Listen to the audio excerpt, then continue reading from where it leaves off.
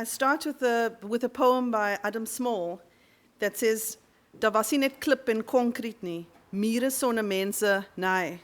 Daar was ook ons ja." And it's a poem in 1973 reflecting on the forced removals of District 6. And we start with District 6 because that is where Walter Parry grew up. And so the places where people worked and lived, the spaces where children played, are fundamental to the development of both the community and the individual identity. It is a space of belonging, togetherness, and collective participating in sharing activities, which is a crucial element in the formation of identity. Welcome to the memorial lecture of Mr. Walter Parry. My name is Renee Hector Kannemeyer. I'm the Deputy Director for the Division Social Impact, a Lukhof alumnus tonight, and a local girl from Idris Valley.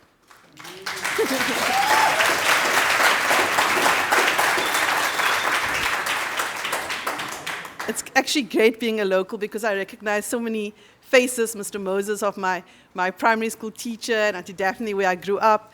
So it's just absolutely wonderful to be local and understand the importance of history and telling our own stories.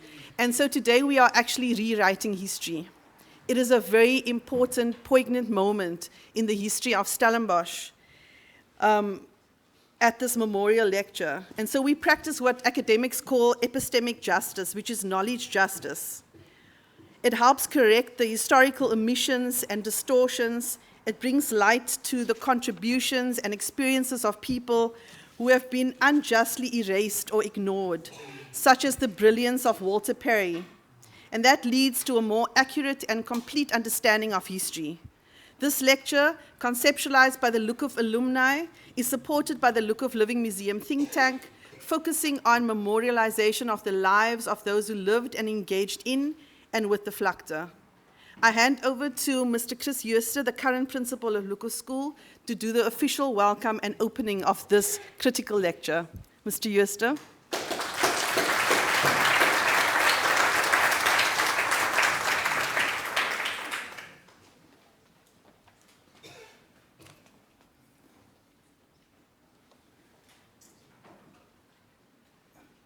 Goeienaand, dames en heren. Goeienaand, almal teenwoordig. Steen, dit is 'n groot oomblik. Dit is 'n groot oomblik, Steen. Ek kan dit amper nie glo nie, maar dit is waar. Dit is waar.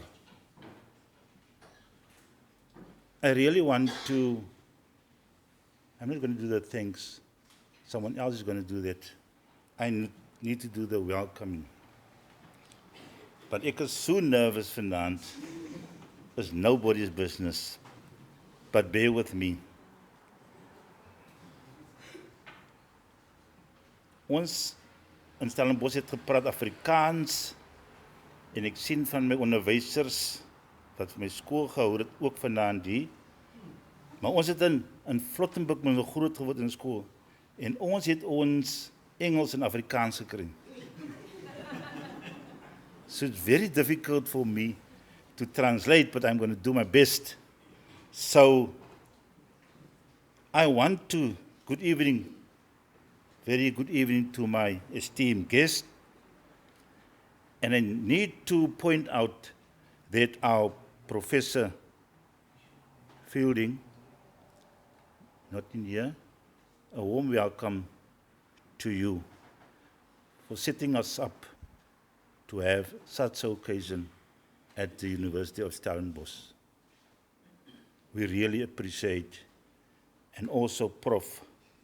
Sean Weingart. Thank you very much. But I need to do the welcoming. Stand to you.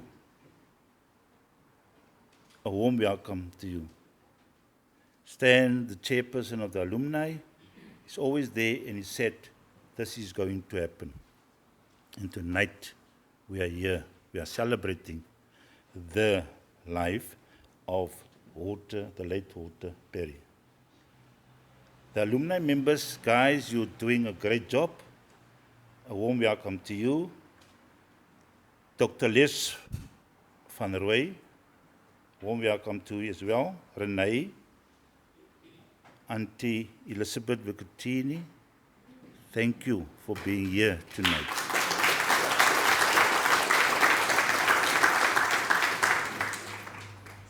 my principal, Mr. Brian Poole. A very warm welcome to you as well.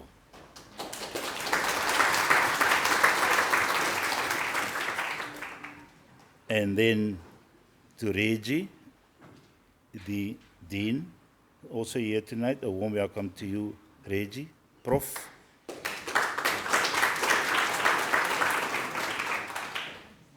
And then friends of Lukov, the alumni and the Parry family. I want to say we're going to celebrate tonight. I don't want to miss out my learners from Lukov. A warm welcome to you tonight.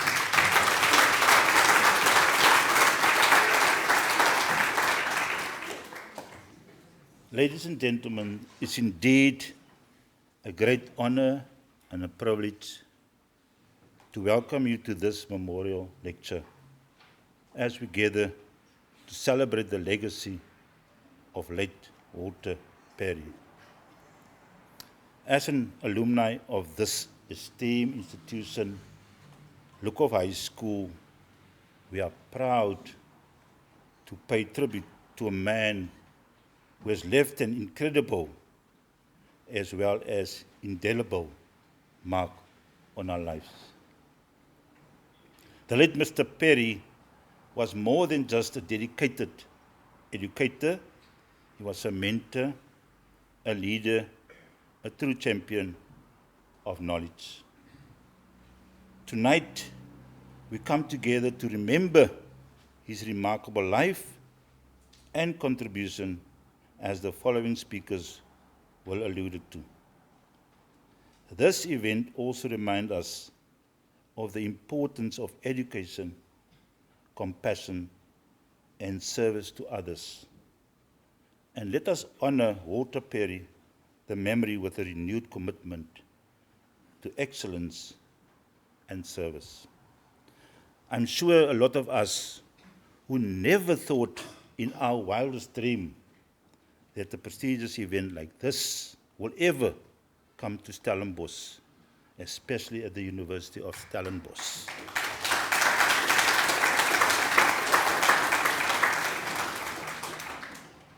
As this was official a no-go area for Walter Parry. And now it's happening. We are here, but finally we're here, and we're here to celebrate. So please join us tonight and feel very welcome at this memorial lecture. So how do I start this evening? I need to say that, do I say, comrades, welcome to the democratic South Africa? Or need I say, Amandla? Or do I say, Sekunjalo Kinako? Or do I say, long live the spirit of Walter Parry, long live the spirit of no surrender?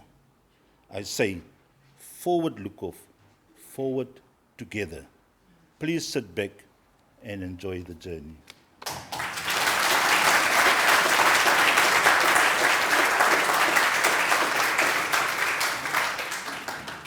Thank you very much, Mr. Yusuf, that wonderful welcome. I sense hy wil die bedankings doen. Thank you very much for that. I wish to add a quote from the book compiled by Hilton Biscombe and other Stellenbosch community researchers called In Ons Bloed. And the quote is by Professor Chris Brink, the Rector and Vice-Chancellor of Stellenbosch University in 2006. And it is sadly just as relevant today as it was then. And he said, Stellenbosch is to this day a divided town. There's the white Stellenbosch of Mossedrif in die Boord, the brown Stellenbosch of Cloetusville in die Vlei, and there's a black Stellenbosch of Kayamandi in die Brug. But before all of this, at one time there was die Vlakte. There was once a place where people from different backgrounds and religions were free to live here in Stellenbosch.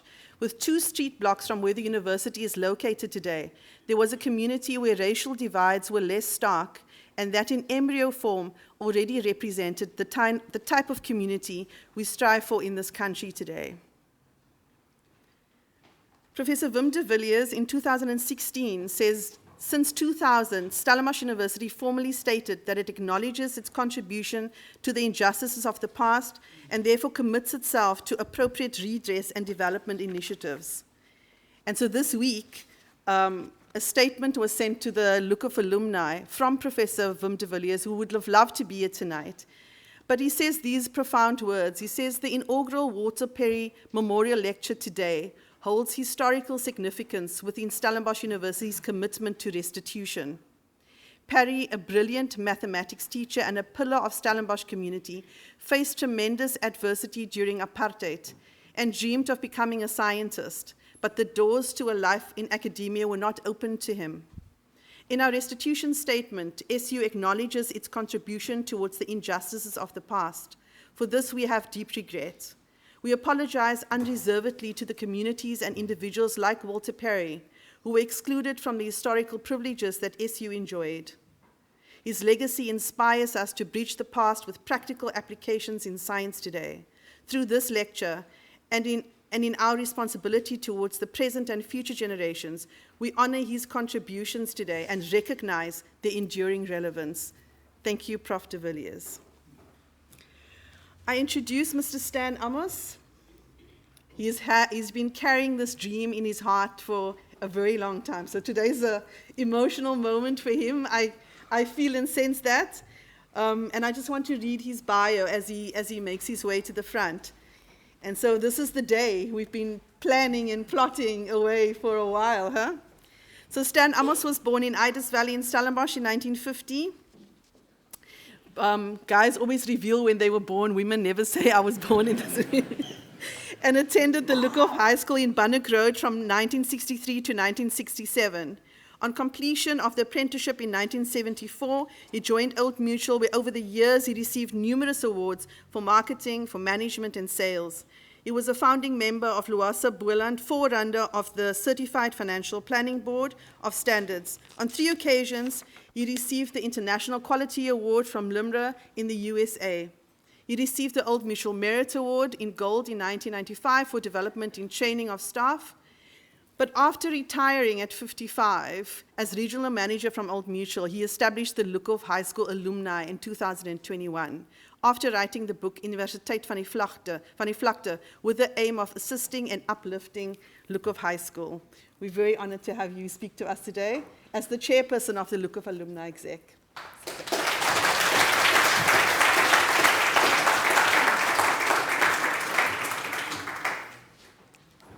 Thank you, Renee.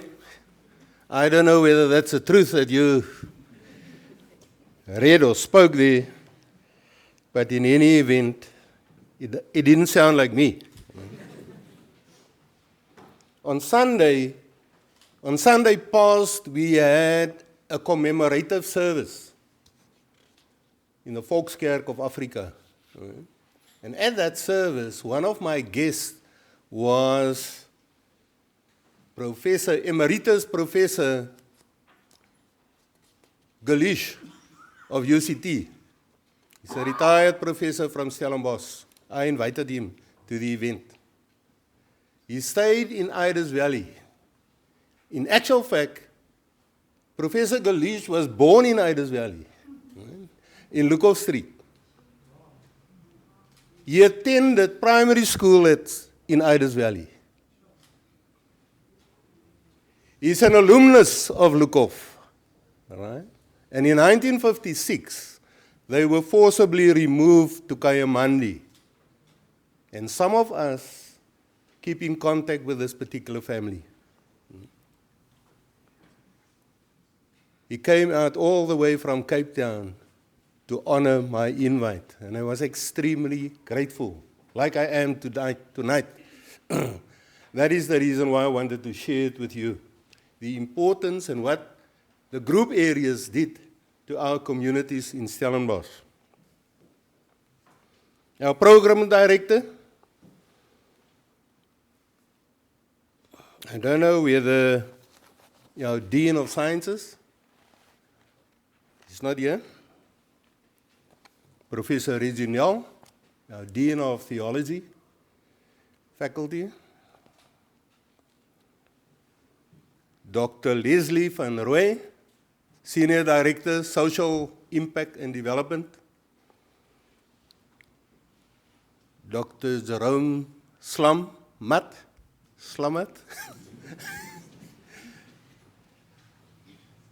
retired colleague of ours. And then we've got Mr. Brian Poole, we've got Emeritus Sean Foyun, we've got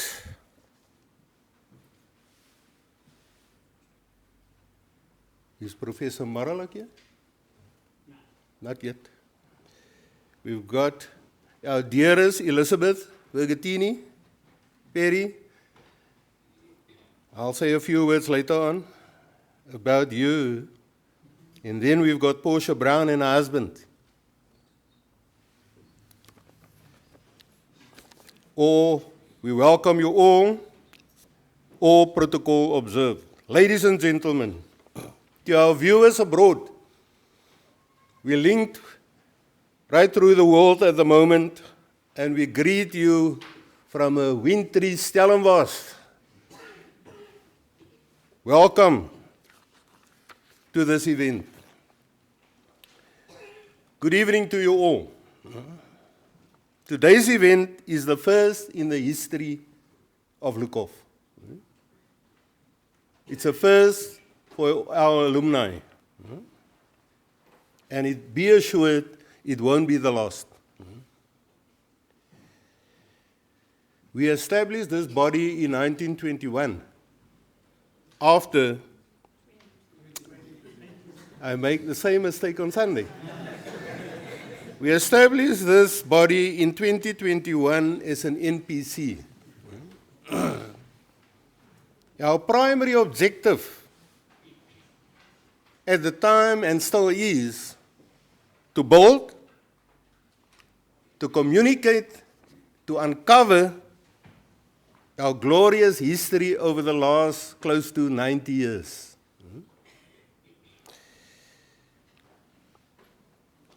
Walter Hazel Parry was born on this day, the 22nd of May, 1913. So how old? 111? No, please, Elizabeth, man. You're spoiling my... This is his Nelson's birthday today, 111. Parry, a son of District 6, never strived to be a success. As far as I'm concerned, he never strived to be a success. He strived to be of value to his fellow men, to his fellow learners, and perhaps, just perhaps, his country. The last one obviously never materialized. Walter Parry was extraordinary. His learners or his students treated him with respect and dignity. In fact, this is one gentleman, as a teacher, I never saw him with a textbook. Jenny, can you bear me? Is that the truth? I never saw Walter Parry with a textbook in his hand. He could do any mathematical equation on the blackboard. Any number of figures on the blackboard you can write. And he will do it like this and give you the answer. Now that was Walter Parry. That was, and it's not only divide and add and stuff like that. Algebra and all the rest that you get in mathematics. I was one of his learners at high school. Well, I was one of the privileged guys to receive my maths from him from 1963 in Standard 6, the old Standard 6, grade 8, right through. And on Sundays, the same man assisted me with maths at home. For some reason. My dad said, Parry must come to our home in Martin Street, and he assisted me. But on numerous occasions, a yellow Toyota came to knock at our door. Stop in the street, knock at our door, and who was this man? This man was Professor P.A. Zeeman of this faculty. And Mr. Zeeman was the man who picked him up at our house, bringing him back to this faculty, where he was never allowed over the years to lecture or to assist Prof. Zeeman with his projects that he was busy with. What happened here, I don't know. Right? But they collected him at 5 Martin Street on numerous occasions.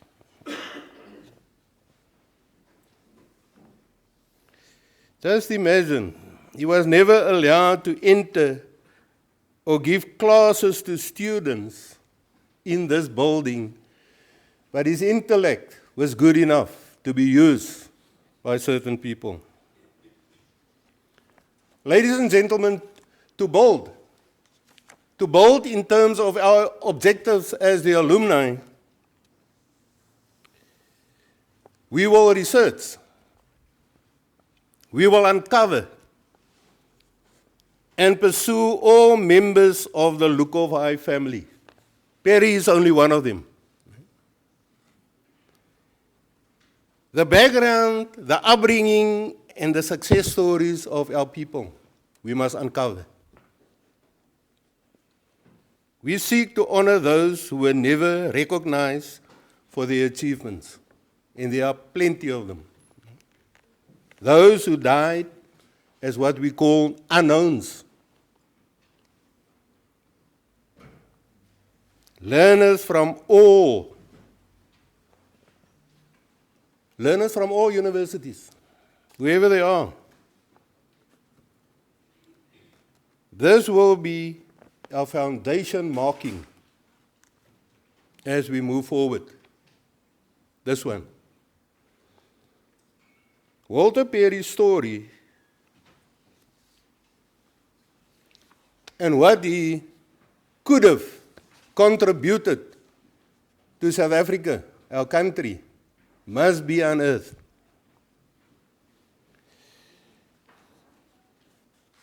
Although we managed to find 99% of the information about Walter Parry or his records, we are still at large finding his thesis on his MSc. We're still looking for it, for which he received a gold medal at UCT in 1934. Tremendous achievement. A tremendous accolade at the time. It was a couple of years before the Second World War. You must remember the importance of that date and the Second World War. Now we appeal to this institution, Stellenbosch University. We appeal to people in the science faculty with the help and assistance of Prof. Sean Weinkart and others to tap into resources, ladies and gentlemen, to tap into resources at UCT and or other institutions to trace these documents for our future needs. Time may be of the essence here. I'm running out of time. But Lever Brothers may be one of them, the resources to look at, because he was refused a job at Lever Brothers because of his color, Walter Parry. The other one is the Royal Institute of Physics in Britain. At the moment, there's still a lot. At the moment, we and others are in talks with the SU to consider handing back Old Lukhof. Right? Where our key focus will be the Living Museum, as mentioned, critical pedagogy, right? And restorative and social justice. Ladies and gentlemen, I'd like to thank you. Thank for listening to me. There's still a page that I want to share. Okay, thank you. Thank you.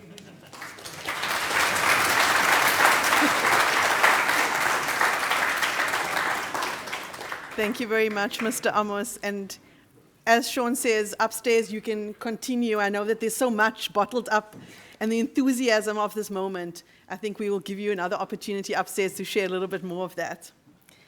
So please allow me to offer a quote by Mr. Otto van Nooy, ex-teacher, pupil of Lukhof, and my partner in conceptualizing the Lukhof Living Museum. And this is what he says. He says, "The history of this town looms large in any genuine attempt to achieve social cohesion on the basis of social justice, and not just on the basis of let us forget the past and live happily together.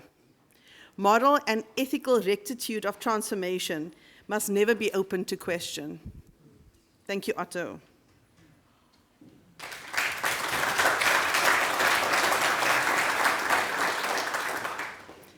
Allow me to introduce a very prominent person in our community, Mr. Brian Poole. Brian Charles Poole was born in 1937 in Stellenbosch, where he attended Renish Primary and Lukhof High School in Bunnock Road.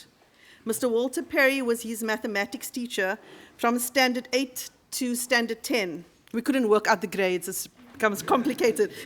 After matriculating in 1954, he completed a BSc and BA degrees, as well as a senior teacher's diploma at the University of Cape Town.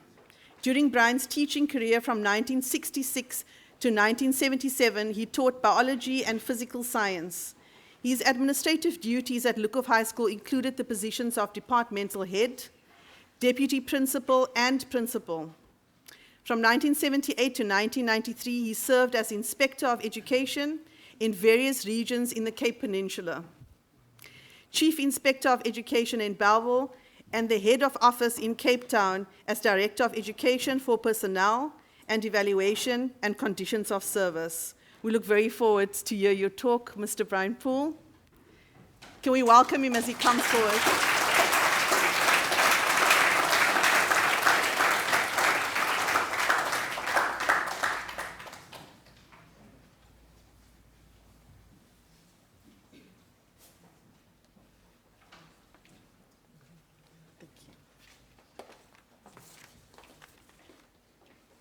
Thank you very much indeed, Renee. And good evening, ladies and gentlemen. I'm not going to mention all the names that Mr. Stan Amos already has named, but you are all included in the welcome. So it gives me great pleasure to commemorate the life of someone who I've always held in very high esteem. Many of you, especially our younger generation who's available here tonight in this audience, probably have never heard of Mr. Walter Hazel Parry. And this gathering gives us a chance to put the matter straight. Who was this man? To my mind, he was a scientific genius who was born in Hanover Street in District 6. Kaapenaar sê, Hannoverstraat. He was the only son of a family who lived in humble circumstances, as you might see on the screen here behind me, in a block of flats or an apartment building in Hanover Street. And those were his parents. His scholastic career was astounding. Completing his high school years at Trafalgar High School in Cape Town under the principalship of Mr. P.M. Henneke. Thereafter he received a bursary organized by Mr. Henneke to study at UCT, where he obtained the BSc and later, in 1934, an MSc degree in physics. And as Mr. Stan Amos mentioned, a gold medal for his outstanding academic achievements. I'm so glad tonight to have his eldest daughter here, whom I haven't seen for years. I asked her how old she is, so she said 100. So I said, then I must be 101. So thanks for being here tonight, Elizabeth. You also put the matter straight. Her dad, I thought, had 4 children. Apparently, he had 8, of which only 3 of them are still in the land of the living, she being the eldest. It is said that Mr. Parry was the first student at UCT to show understanding of Einstein's theory of relativity. Now that's saying a lot. Students flocked to him on the campus to be tutored in this theory and many other scientific problems. As finances were a problem, and he wanted to study further, he craved to do his PhD, but didn't have the funds to do that. He accepted a job as demonstrator at the university, probably in the physics department. A very lowly paid job. When he had sufficient funds, he decided to complete a teacher's diploma and was immediately offered a teaching post at his alma mater, Trafalgar High School, to teach maths, under the principalship of Mr. Henneke, whose daughter he later married. He thereafter became principal of a school by the name of Patterson in PE, or Quebec. But as Elizabeth has just told me now, after Trafalgar, he first went to Genadendal. Because at that time, certain schools had maths and certain schools did not have maths. Genadendal was one who had maths, and therefore he went to Genadendal. But thereafter, he went to Patterson.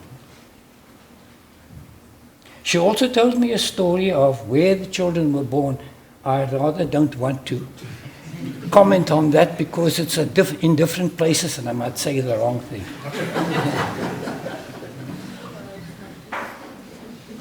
Later he returned to Stellenbosch as a maths teacher at Lukhof.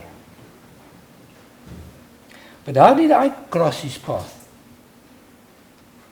Lukhof in the 1950s had a very limited curriculum, and only the basic subjects were taught. When Mr. Parry joined the staff in 1952, only 6 of us were in grade 10, standard 8 at that time, and we opted to have maths included in our curriculum. He was the person who guided us through the intricacies of algebra, trigonometry, and geometry. Luckily, no calculus. I remember him for the ease with which he explained various problems. As Steiner said, no textbook, no other educational aids,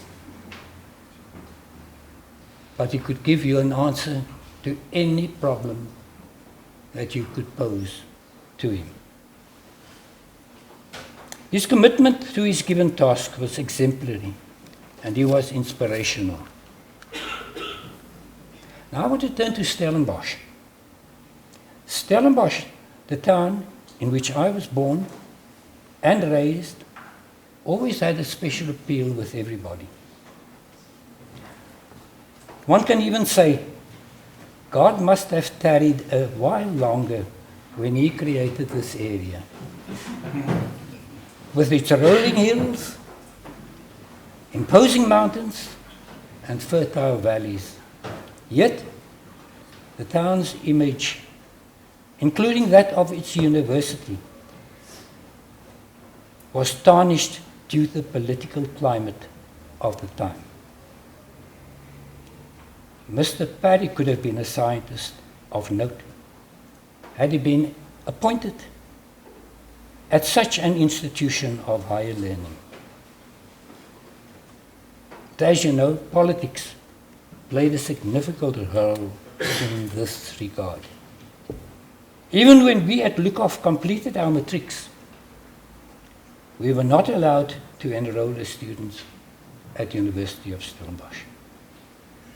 Instead, a few of us had to turn to UCT to further our studies, which also created a lot of problems. You had to take an early train at 6 o'clock in the mornings and take an evening train 6 o'clock in the evenings if you had to do any practical scientific work at the university. But it also gave us a chance to run through District 6 because we had to take down the Vaal Drive, hitch a lift, be dropped off at the top of Cape Town at the fire station there, and then rush through District 6 and go down to the station to reach that train at 5 minutes, electric train, to be able to get to Stellenbosch.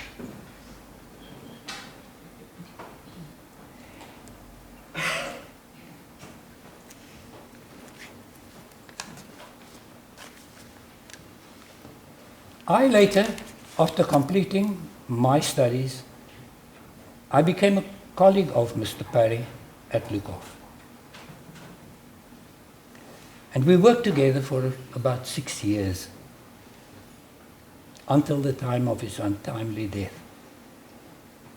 And I also noted that he was mentoring, as Stan mentioned, physics students of the University of Stellenbosch, at the request of Professor Zeeman, who was not only head of the Department of Physics here at this university, but also head of the Nuclear Research Facility,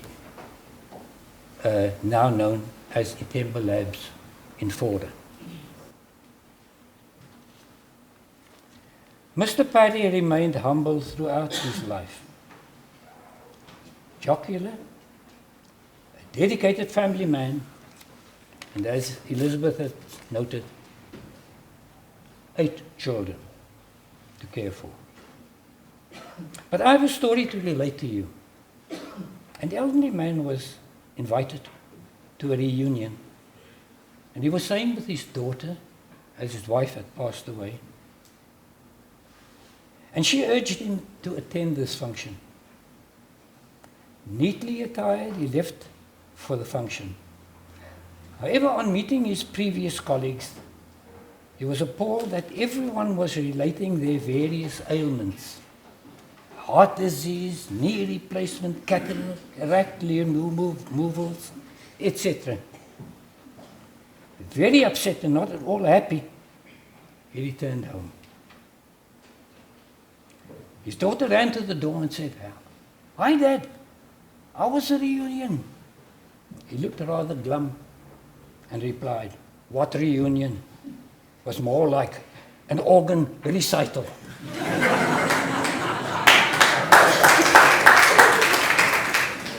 Now,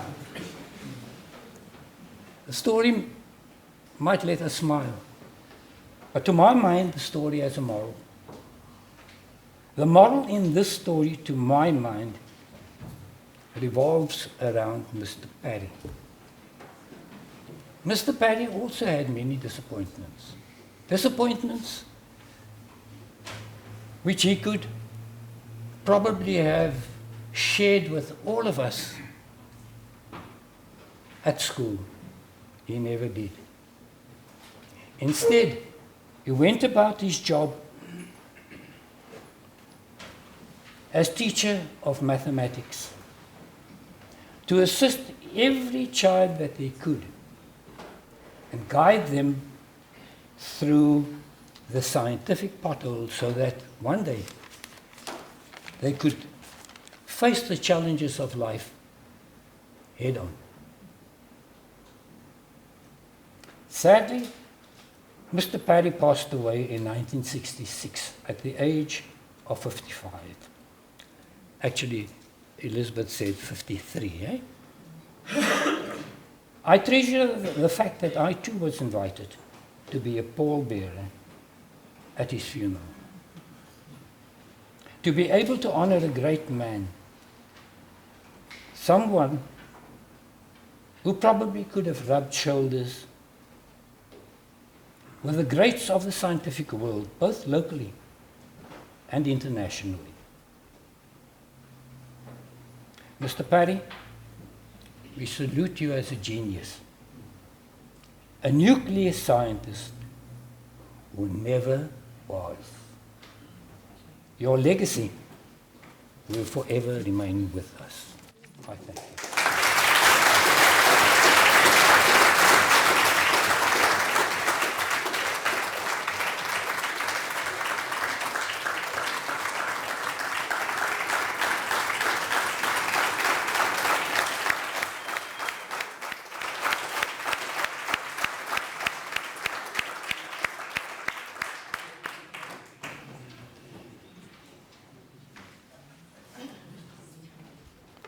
Just want to give it a moment just to honor that incredible testimony.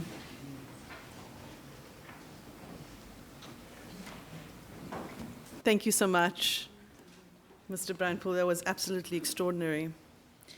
And so as a community-university collaboration, we hope that this work will draw attention to the possibilities of how divided pasts can be cemented into common, joint, and shared futures. In the words of Imam Fuad Samai in 2006, our Rainbow Nation is as much in need of our cultural contribution as we are in need of theirs. Allow me now, and this is our moment, to introduce Professor Sean Weinhardt as he delivers the Walter Parry Memorial Lecture. Professor Sean Weinhardt is head of the Department of Physics at Stellenbosch University. He holds a PhD in nuclear physics from SU. Following his postdoctoral fellowship at the Institut für Kernphysik at the Jülich Research Center in Germany, he held academic positions in physics at the University of the Western Cape and the University of Cape Town before returning to SU. Sean headed the Division for Nuclear Radiation and Health Physics Research in the department until his recent appointment in 2023 as head of the department.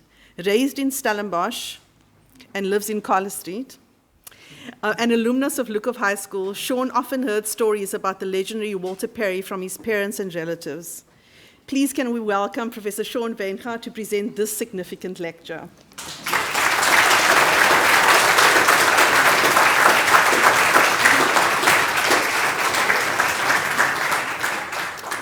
Thank you, Renee. I think I'm also absorbing all the emotions, so I think this is indeed a great moment for me personally. In front of me, I'm looking at people I've seen. There are people here who I haven't seen for a while, many years. So firstly, welcome to my second home, my second family here at the physics department. I promised to keep it right to the time, so I should do the same, right? It's not about me, it's about the legacy of Walter Parry that I think many of us in this audience can share. And I think Stan Amos said it very clearly, that Uncle Brian as well, Uncle Brian Poole, that Walter Parry was a very humble person. Now, I didn't personally know him, but I've heard the stories from my parents. They're sitting over there. People like Uncle Brian, my aunts, and many family members. I've heard the stories which Uncle Brian and Stan have shared with us. And I've also heard the words, genius, brilliant teacher, inspirational human being. very intelligent person. Now, as a reflection, I often ask myself, is that how somebody like Parry saw himself? Probably not. And this is what I actually want to reflect on. What drove Parry to become this inspirational human being? And I think the words that came out was, he was inspired by something. Whether it be physics, in our case, we share something, we enjoy physics, we also enjoy mathematics. Sometimes we discover the love for mathematics at the later stage. I actually see one of my math teachers somewhere in the back, I think, where I saw her somewhere there. Yeah. We sometimes discover ourselves and the joy of the things that makes life worthwhile, not always early in life, maybe later in life. And I think many of us might share that. So when I think of somebody like Parry, I'm reflecting on my own life as well. What made me enjoy physics in particular as a subject? The passion, the excitement that makes this job not a job, but actually a pleasure to come to share it with amazing people that I want to maybe just introduce a little bit later on. And I think for Parry, Walter Parry, that relationship with physics, and along with physics, mathematics, I think is a special relationship which many of us share in different ways. You can replace the subject, the topic, with something else. I want to reflect on the article which I actually came across when I returned back to Stellenbosch, which speaks about Parry's dream to become a nuclear physicist, which he strived to. I want to unpack a little bit of the environment which existed at the time that probably inspired him to follow this particular route. So, just want to sell my discipline to you. I see some of my colleagues smiling, right? The time when Walter Parry grew up, I think is a special time for us as scientists, as physicists in particular, because it was a transition period in our discipline. I think many of us are familiar with the story of Newton, the apple. We have a colleague, one of my colleagues there, who has a very strong relationship with Cambridge. I think Christian, I don't know if that apple tree is still around, right? But it was if you think of the science before the 1900s, which still applies to many of the things that we encounter and observe today, it was very deterministic. And I think many of us can relate to some of the terminology, forces, interaction, movement, and so forth. Right? Things falling down. What allows us to see, we can explain many of these phenomena. We now think of light, way in which we can communicate with each other. One of the ways in which we communicate with each other through this so-called electromagnetic wave. And there are certain properties which was already understood at the time, which relates to the property of waves, in this particular case, light waves. But light is also special in a sense. It's a bit different to other types of waves. For example, the one that I'm using to communicate with you, sound waves. Because if I go to the moon, you wouldn't be able to hear me, right? I'll be muted because there's nothing that carries it. Light somehow manages to travel across nothing through emptiness. We can enjoy the rays from the sun. There are also other phenomena which was already well known. For example, this phenomenon known as interference. And interference essentially tells us that light gets a little bit confused if it passes through a little hole.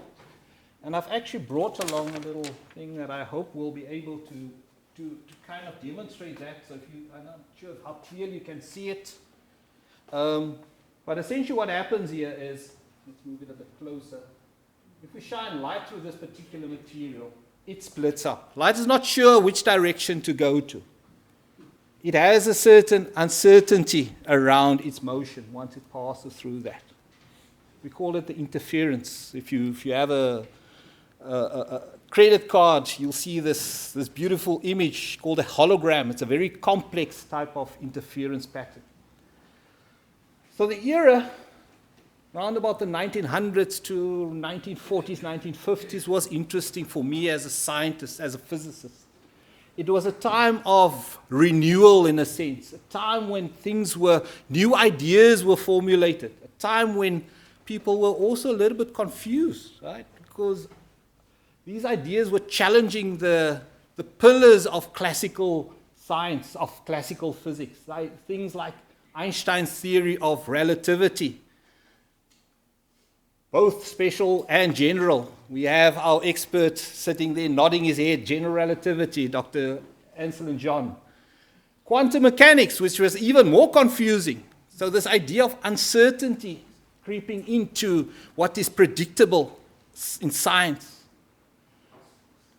Then another important thing which relates to this particular topic, relates to that article which is mentioned there, the discovery of the atomic nucleus by Ernest Rutherford.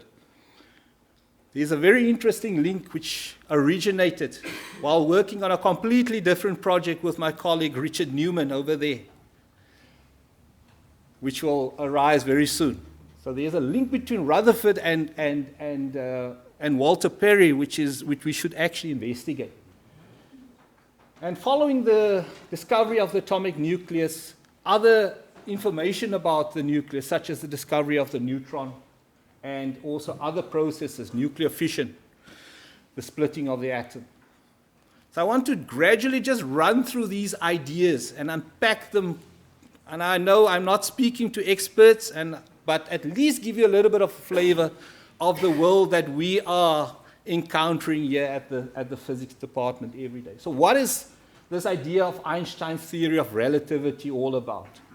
Well, in short, it's about the world, the universe, nature at the extremes, at the ultra-fast extreme, as well as at the ultra-heavy region.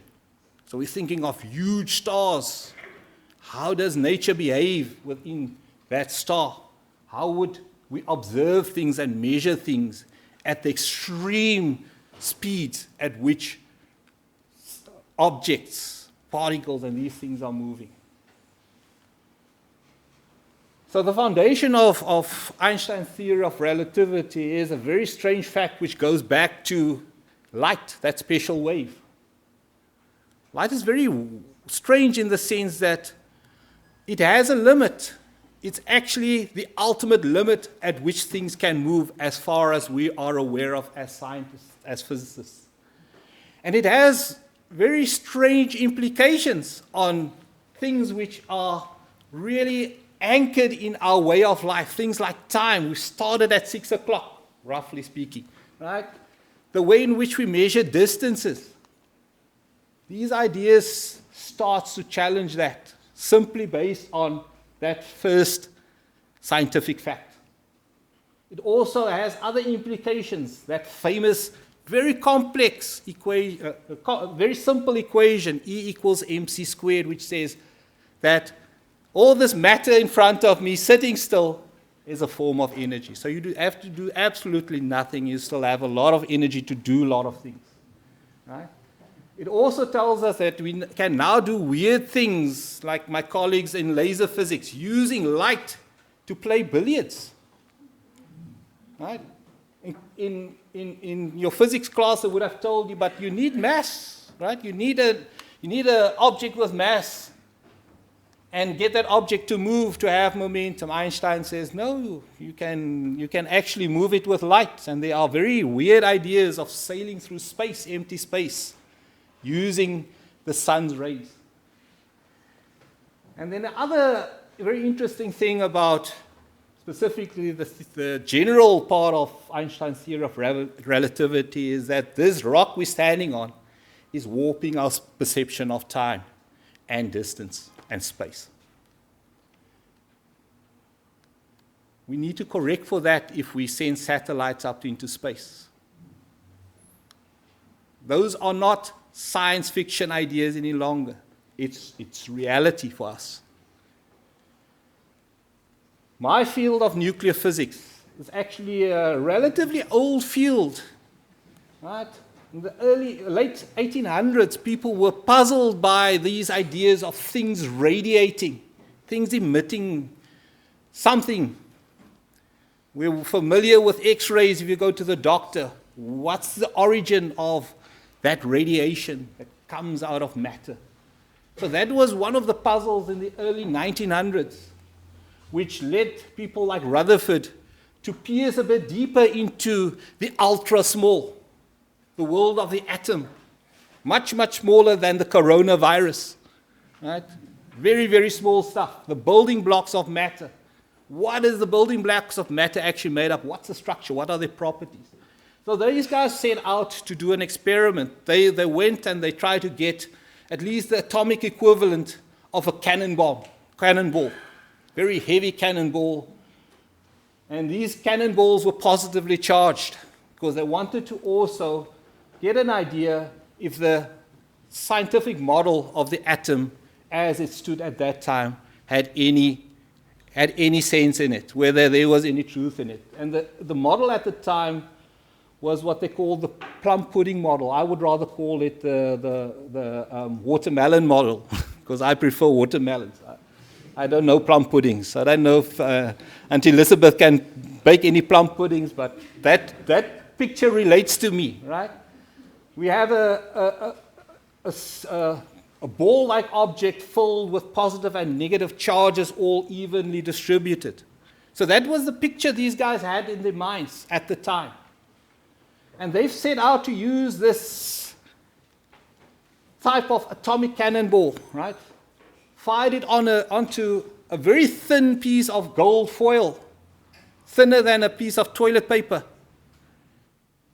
And something very weird happened. So this cannonball was expected to actually pass through this atom and get redirected a little bit, right? Deflected slightly. And that, to a certain degree, happened. So some of these particles were deflected, but some of them did something very strange. They actually bounced back.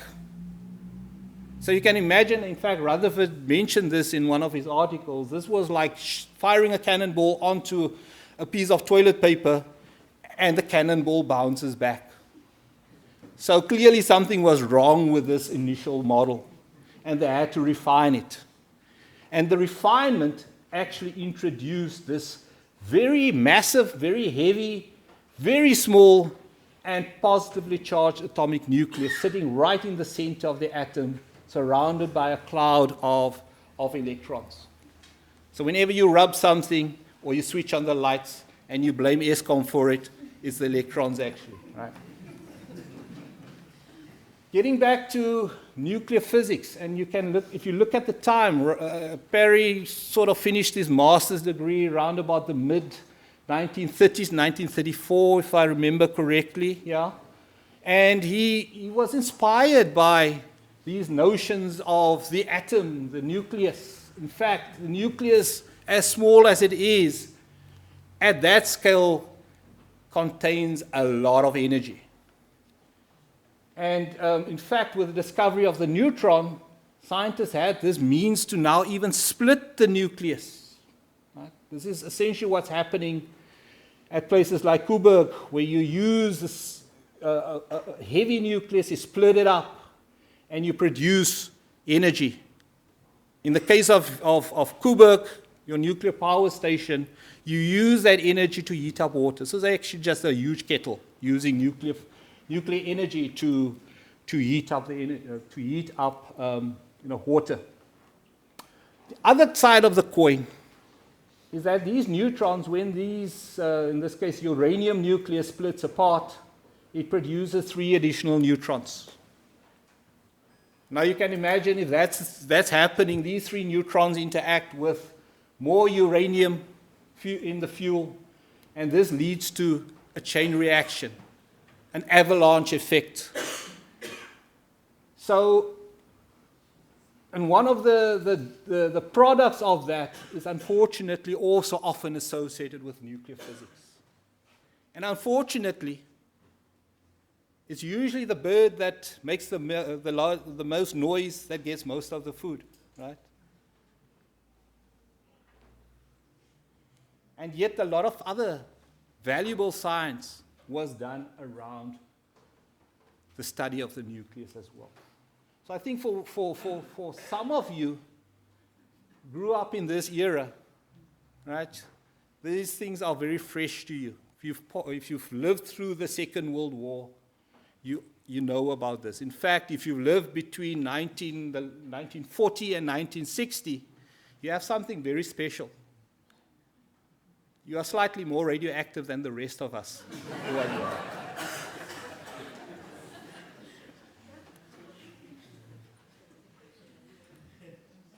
So, the splitting of the atom, of the nucleus, in a sense, one can see that, through this very important equation, releasing the mass energy of the nucleus into energy, other forms of energy.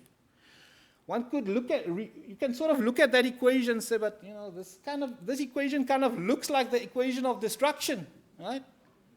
It's not good science because that was used to destroy cities and a lot of people died because of that.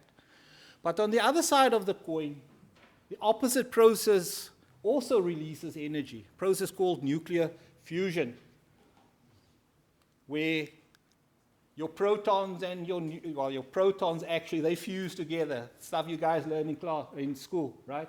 Protons, hydrogen, they fuse together to form helium. Helium fuses with other things.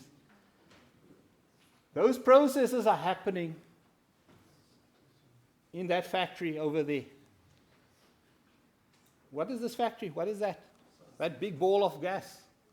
The sun, yeah? So in the sun, in stars, you're actually producing all these elements that you guys are learning about in the periodic table. All the iron in your blood, the oxygen, and the rest. And in nuclear physics, we're actually taking this further, right? We can now even produce elements which are not found in nature. We're extending this periodic table using nuclear processes to add new elements to what we have on Earth. Some of these elements might exist on some exotic star. We don't know. Okay? And we now need to also go back. We need young people like you, and we also need the young of spirit to also support these guys to make sure that we learn as much about these things, because locked up within that chart are solutions to some of the problems we might face in the future. In terms of the uncertainty, remember that idea of the light splitting up, interference. People have tried that with particles, electrons as well. And guess what? It turns out that these particles, like electrons, also exhibit this uncertainty-like behavior. They also produce something like an interference pattern. So we can use particles in the same way we're using light to do imaging. We have some facilities at the University of Stellenbosch where we can image things using electron particle waves. We can utilize the world of the quantum, of the electrons being constrained by this nucleus and quantizing the available positions, the same way you guys are only allowed to sit within certain rows. We can utilize that to do atomic fingerprinting. We can figure out which element we're looking at by simply heating this stuff up and looking at the light that comes off it. So we now know what the sun is made up of without actually physically going to the sun. We just need to use the light and pass the light through some special filters. The time which Walter Parry grew up was also a very uncertain time, very similar to what we are experiencing right now. Time of uncertainty. We're all feeling the pinch in our pockets, right? It was a time when the world was also going weird, bonkers. strange, right? It was a time when politicians were making very strange decisions, not unlike what we are experiencing right now. Time before a world war broke out. And in fact, I've mentioned the atomic bomb because drive behind the atomic bomb is because the enemy, at least from the Western side, was developing a weapon of mass destruction.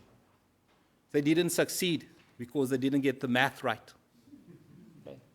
So all these brilliant, bright scientists, physicists, engineers were all put together in a place called Los Alamos to develop the first atomic weapon.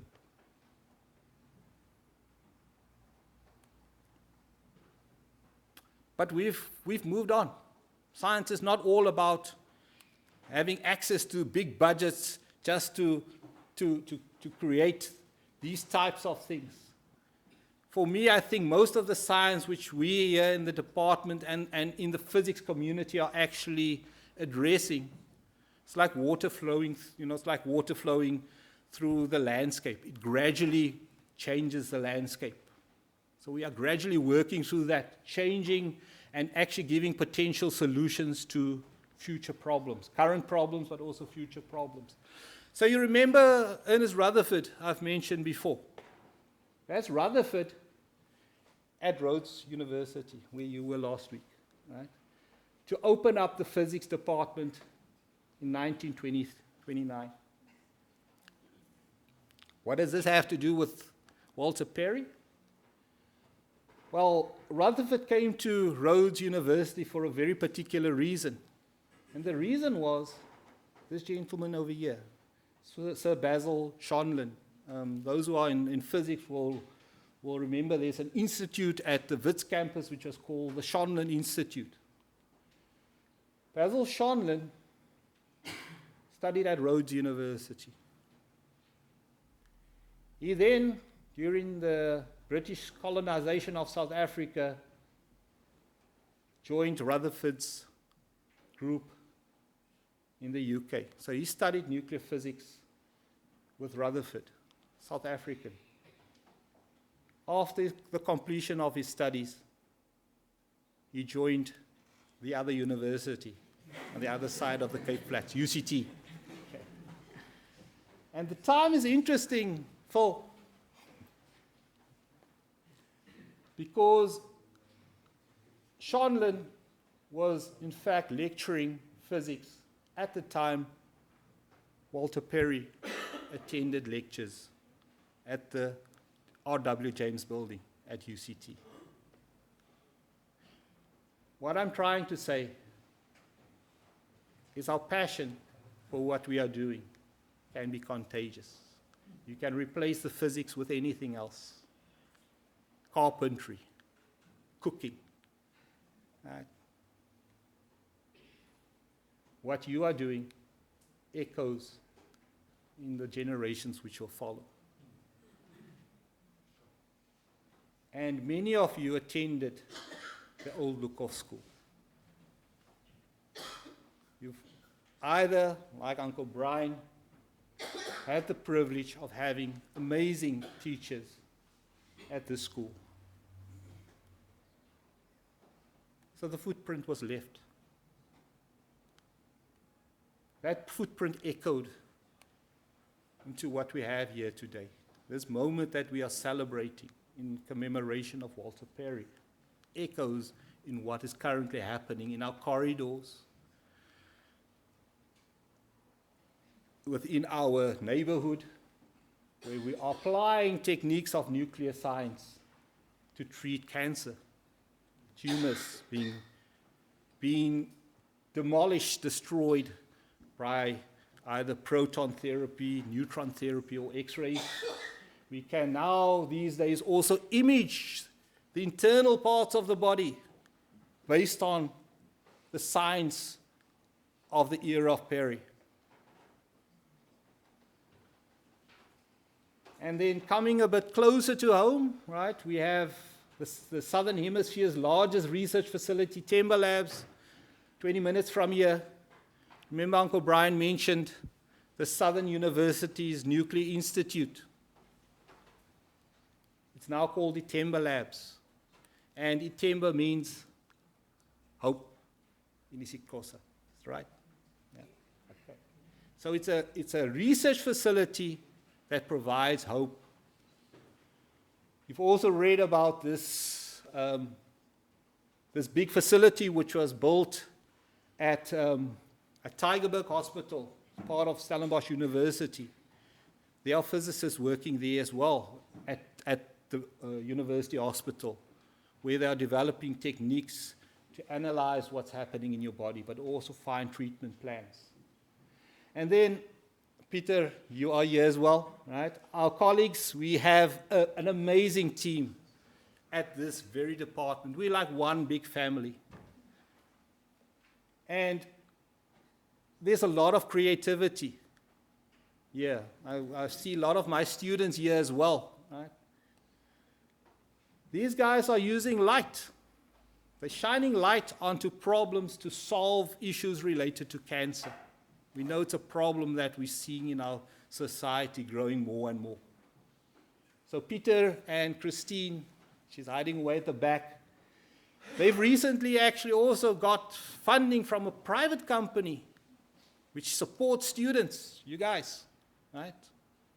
To come and study here and do cutting-edge research that deals with issues like cancer.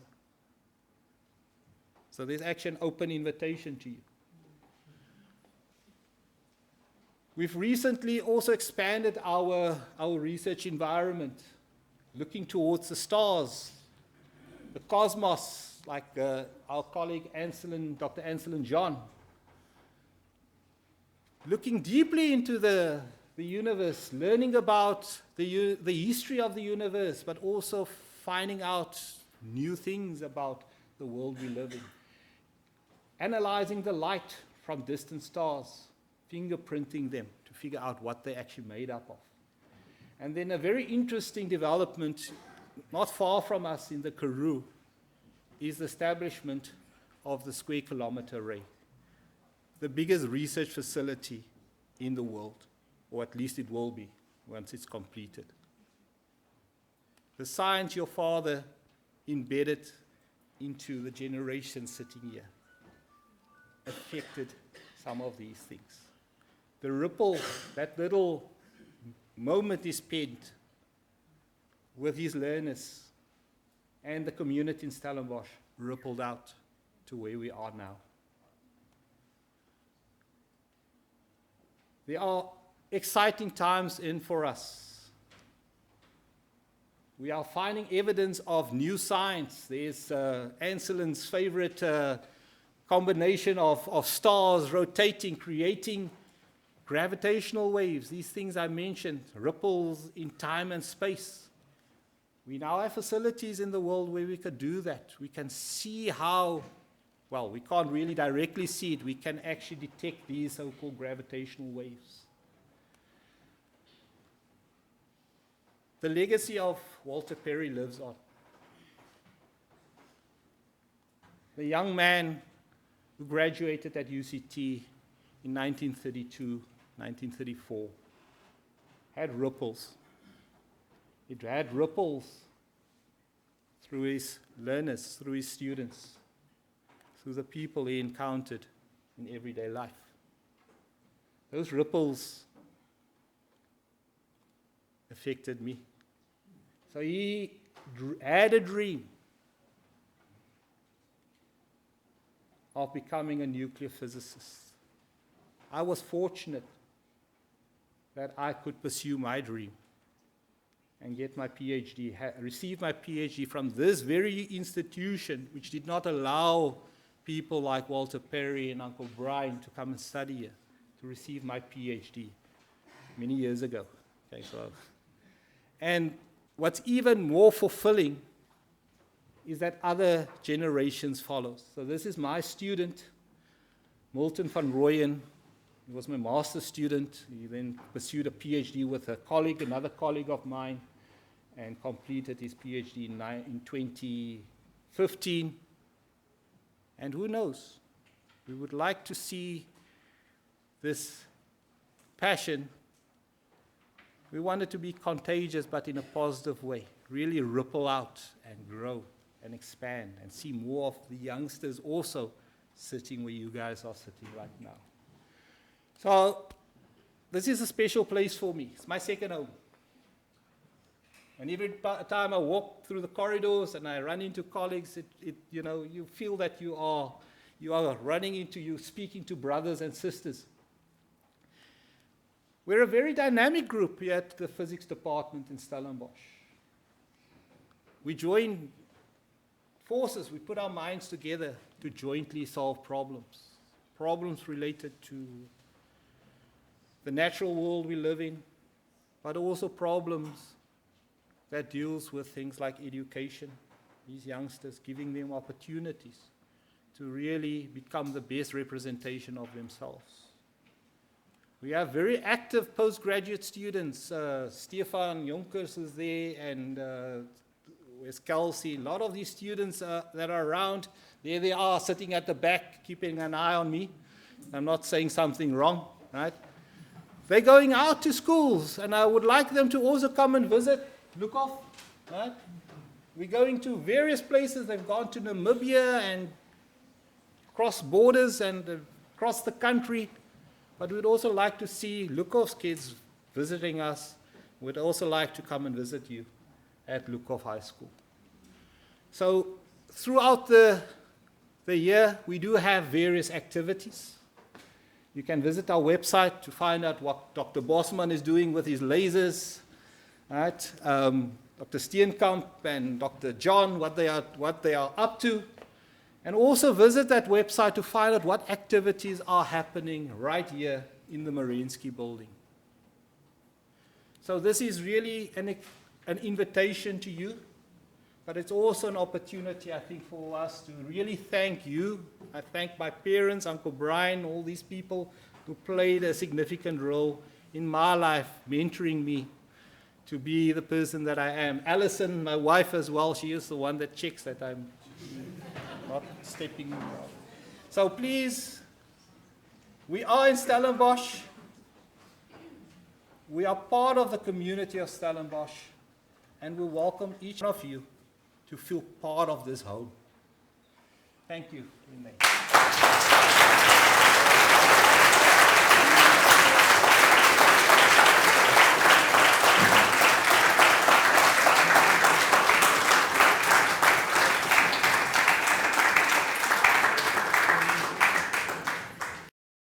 Well, thank you, Sean, for all of that. I think that's incredible.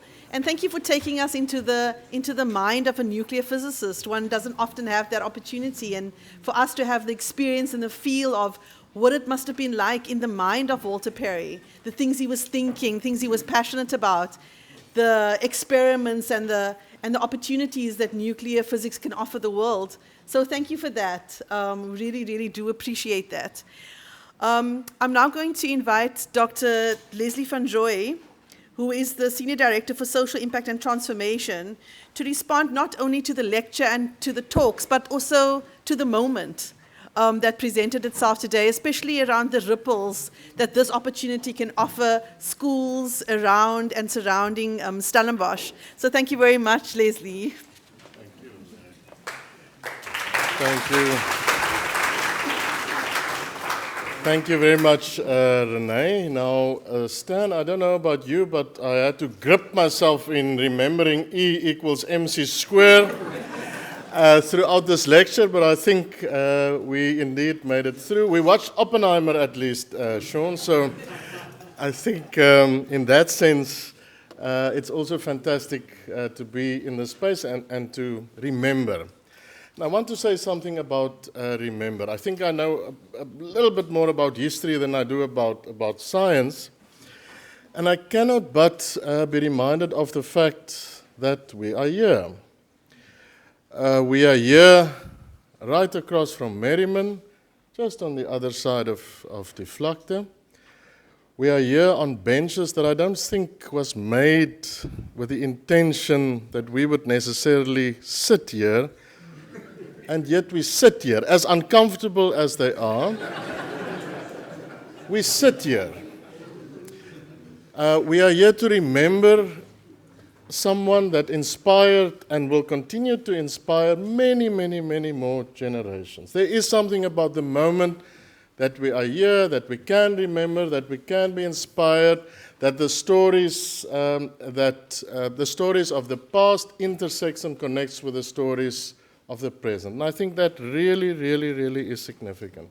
The question I think that you leave us with is how we will make sure that the ripple continues. And there, Mr. Jooste, the invitation remains open, and I'll say something about that later. I must say it would be amiss if we don't also acknowledge and remember Parry in this faculty and in this building. And I wondered, I like the idea of alphas and betas, etc., but wouldn't it be amazing, colleagues in this faculty, if perhaps you consider naming something after Parry, and specifically perhaps consider this hall. It is not, Prof. Nico just arrived. I'm very sure we'll support where it is possible, but I think it would be phenomenal. Alpha is good, but Walter Parry, I think, sounds a bit better. Which I think will be excellent. But perhaps acknowledging and remembering Walter Parry, I mean, can be done through a name and acknowledging something of his stories in this building. But the largest and most impactful remembering, I think, would be in what you ended off with. And that is to make sure that the children of this town, that we remain invested in their possibilities as to never disallow them to have the opportunity to study here. It will ask of all of us to work much, much harder, Mr. Jooste, to make that possible. I think in particular to Lukhof as a school with its story and legacy, but in general for the children of this town. And there I hope, Renee, that the work that is done can be enhanced and can be continued. And I must acknowledge this faculty for the work that they are doing in local schools, amongst others through science exposure, science kids' involvement in venues and sharing knowledge through this space. I really hope that that in the end will be the lasting memory, the lasting story, the lasting impact and the lasting possibilities of Walter Parry and many, many others before us, and those that will definitely still come. I must say thank you for the opportunity that we can partner in this way as a university community, to my colleagues, and in particular then also to the colleagues in the Faculty of Science. It is remarkable. I see colleagues in other faculties as well. It is fantastic that we can be here and that we can partner here and that we can involve ourselves here. Prof. Nico Koopman just arrived. Prof. Nico had to attend a different engagement. Minister Naledi Pandor was on campus earlier today, perhaps still is, Professor Koopman. University is an interesting thing. The one moment you think everything is calm, the next moment energy arises, Sean. So it was earlier this evening as well. But we're very glad, Prof. Nico, that you can be here. It will be absolutely regrettable if we don't allow the legacies and the stories, Stan, of those that came before us to ignite, empower, excite, and inspire all of us to make sure that in and for generations to come, we build and we continue and add on to the stories on the legacies. And that, I think, is what Walter Parry's story and what's been shared here this evening will continue to remind us. Thank you very much that we can partner.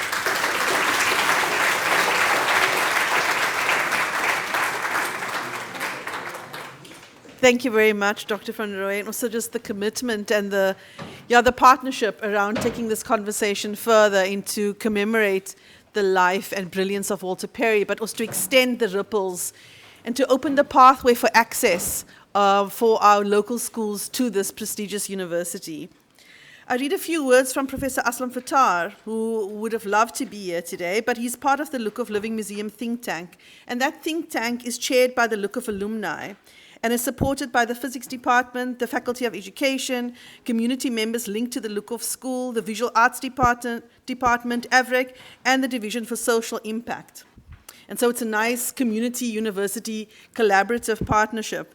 And this is what he shares around the Walter Parry lecture. And he says that the Stellenbosch University Division Social Impact and the community's recognition of Walter Parry's life epitomizes the university's ever-evolving potential to rejuvenate, to restore life through walking a path of active engagement with the local communities.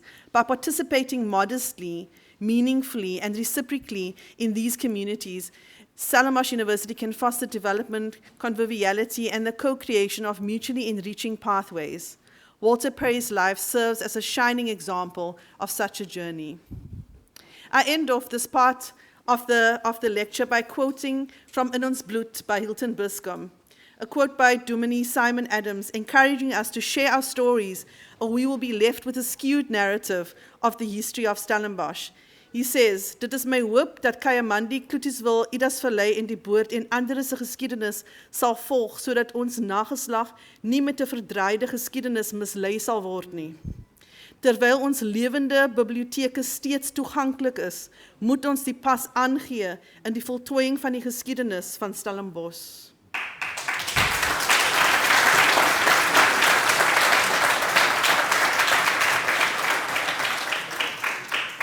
So physics is all about the practical, right? And so we will have a wonderful opportunity to not just sit and observe, but actually to engage in what physics is all about. And so I move to the practical session of this lecture. I hand over to Professor Sean Weingaard and Dr. Anselin John as we move to the physics lab for an exciting engagement with physics and an open mic thereafter. And then Mr. Wilfred Daniels, the Vice Chair of the Alumni Executive Committee, will do the official thanks. Thank you very much for joining us here.